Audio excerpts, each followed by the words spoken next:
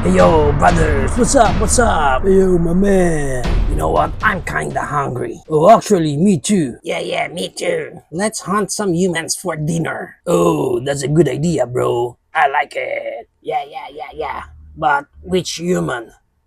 Remember the fat dude on the Jurassic Park 1 movie? Oh, the nerdy one. Yeah. That's him. The clumsy one. The clumsy one. Yeah. Oh, look, I think here he comes. What?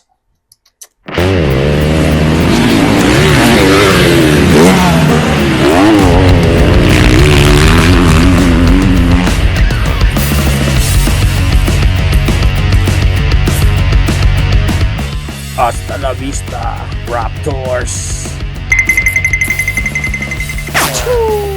Where are you guys going?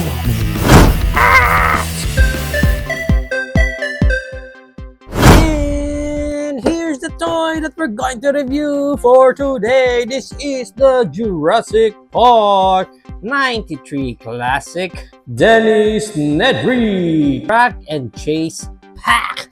And as you can see here, may magandang artwork na tayo ni Dennis Nedry na medyo Arnold Schwarzenegger yung body niya. Velociraptor na nakasilip din dun yung Velociraptor natin. At the back, obligatory product shot ng ating main figures. And at the side, Jurassic Park. On the other side, Jurassic Park. And on top, Jurassic Park Dennis Nedry. On the bottom, barcode and stuff.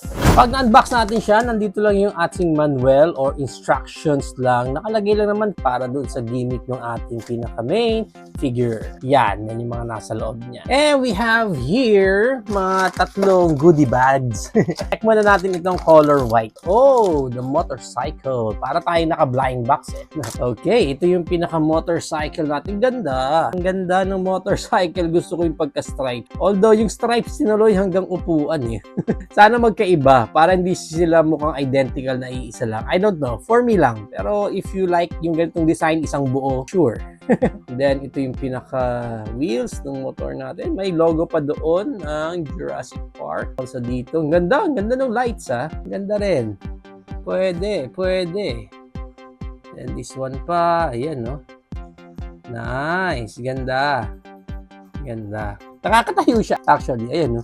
Nakakatayo. Ito kasi yung pinaka-stand ng motor niya.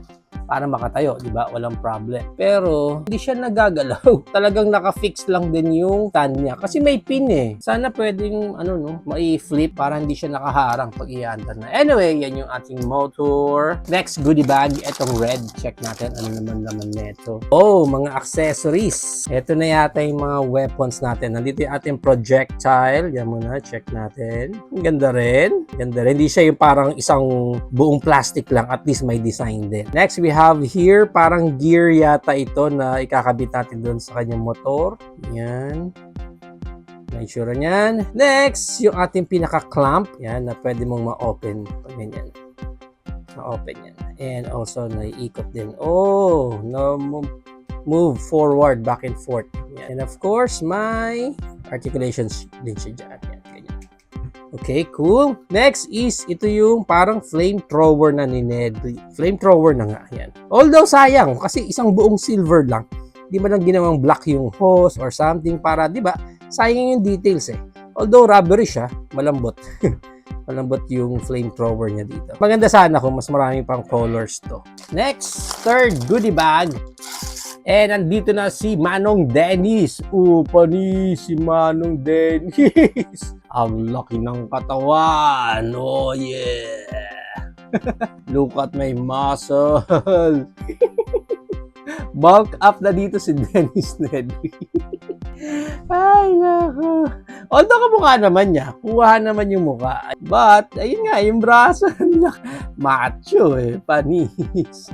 Yung glasses niya natatanggal. I think natatanggal. Ayun. Okay, natatanggal yung glasses niya, which is cool. Additional accessories yan. Kasi nakapin lang yan dyan. Hindi ko natatanggalin ng buo ha. Kasi baka mawala eh. Pero ang ganda rin. Ang ganda rin ng glasses niya. Nice. Para sa articulation, kaya dyan, narorotate 360. Wala siyang look up. Ewan ko ba bakit lahat ng human figure figures ng Jurassic, kahit sa Hammond figures, walang mga look up and look down. Titingin pa naman sila sa mga dinosaurs. And next, yung kanyang Creed moment, meron naman siyang arms wide open na ganyan. And narorotate siya 360. Elbow niya, narorotate din 360. And yung kanyang elbow bend, ayan, no, look at my muscle. Para na siyang si Arnold Schwarzenegger. And then, wala na articulation sa kamay. May watch pa pala siya doon. Sa waist niya, narorotate yung sa lower waist. Yan. Random split. Maganda rin yung random split niya. Hanggang ganyan yung high kick. Back kick, halos wala. And medyo loose din itong sa atin. Then, yung knee bend, ganyan. And narorotate din yan. Sa paa, wala nang any articulation. Regarding sa damit niya, I think hindi pwedeng matanggal yung damit. Mukha lang siyang naka-life jacket dyan or vest, armor, something like that. Pero naka-orange lahat eh. Mas maganda yata kung naka-darker or black itong parang vest niya dyan. Tapos yung dress niya na lang yung orange na pinakaloob. Wala, isang buo eh. Yun ang medyo kulang talaga pag sa mga paint. So, sayang ulit yung details pag ganun. Now, let's proceed na sa ating main dinosaur. Ano ang pangalan nito? Walang nakalagay ko anong pangalan ng dinosaur. Just a random Velociraptor lang nakalagay sa package. Pag na-unbox na natin ang ating Velociraptor, check mo natin pinaka-details. Ang ganda ng markings niya. I like this one. I like yung lining niya doon ng brown and also yung red niya na parang may dry brushes pa doon ng brown. So, ang ganda, hindi siya yung solid red lang lahat, diba? Tulad sa iba. Ang ganda ng paint. Even sa eyes, ang ganda oh. Yung paint up sa eyes. Mga paring pagka-red-red pa doon sa eyes niyo, sa naka-ikot dun sa eyes. Ang ganda, ang galing ha. Nagustuhan ko to. So, sa ganda ng paint niya dyan, hindi pa rin sila nagpe-paint sa nails. Lahat ng nails niya dito, walang paint. Anyway, ang ganda. Nagustuhan ko yung overall paint dito ng Velociraptor natin. Para sa kanyang articulation, yung mouth niya, na-open niya ng ganyan. Aba, ganda rin ha. Paint din sa loob, yung mga ngipin niya. Yan. And then, yung head niya, may look up na ganyan and look down na ganyan. Good. And then, of course, naro-rotate siya 360. May swivel pa na ganyan. Next, articulation niya, yung mga kamay niya, naro-rotate siya 360 na medyo malambot din yung mga hands niya. Sa back legs niya, naiikot niya ng ganyan. Sa paa niya, wala na. And of course, sa tail niya, naiikot din yan.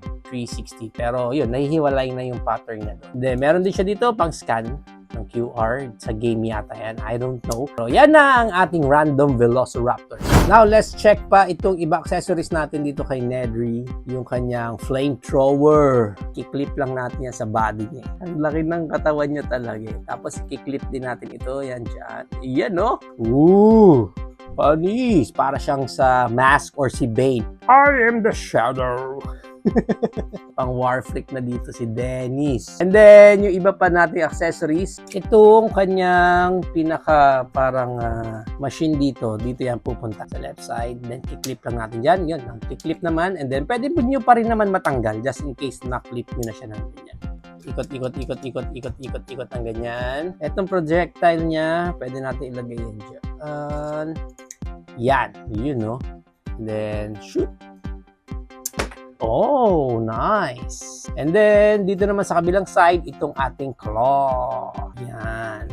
Okay, so pwede lang siya mag-forward and backward ng ganyan. Tapos, try natin si Nedry ilagay sa motor niya mismo. Panis si Owen. Akala mo, Owen, ikaw lang, ah. Yan, no? Panis. Mabigat masyado yung sa kabilang side. Yan.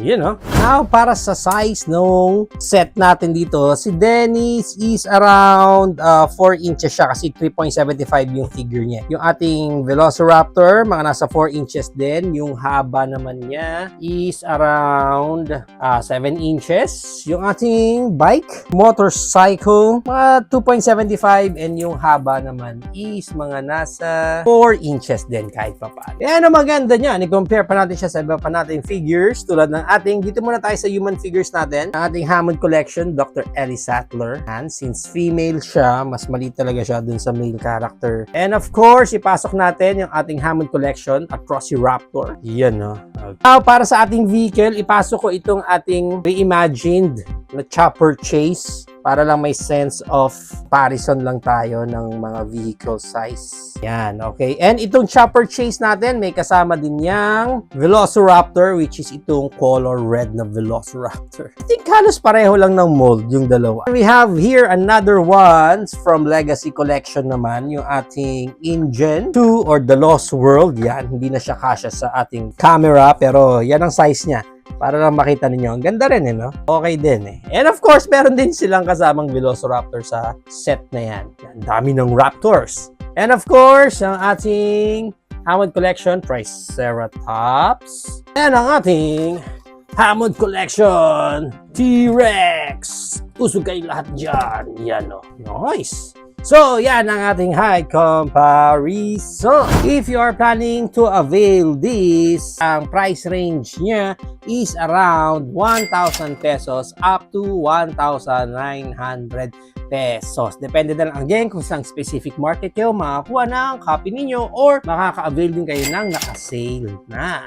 There you have it now, guys. Ito na ang ating Jurassic Park 93 Classic Dennis Nedry Track and Chase Pack. What do you think of this full pack? Pack na pack ba sa inyo or no na no? Let me know naman sa comments down below. But for me, kasi sa mga nagustuhan ko sa buong franchise na to is yung mga vehicles nila. Actually, alam nyo, mas interested pa nga ako sa mga vehicles nila rather doon sa mga generic lang nila na mga dinosaurs. Mas nainganyo ako bumili ng mga vehicles talaga nila. And also, pagdating sa mga human figures naman nila, yung itong mga accessories na meron sa bawat human figures na nilalabas nila is pwede mong iswap sa kahit kaninong characters. So, yung playability niya talagang masusulit nyo, eh. Kahit anong set or kahit sinong character pa yan. And with this set, nagustuhan ko yung motorcycle, nagustuhan ko yung itsura dito ni Dennis, nagustuhan ko rin yung overall paint up nung generic natin na Velociraptor dito. So for me, sulit na sulit ako para sa set na ito.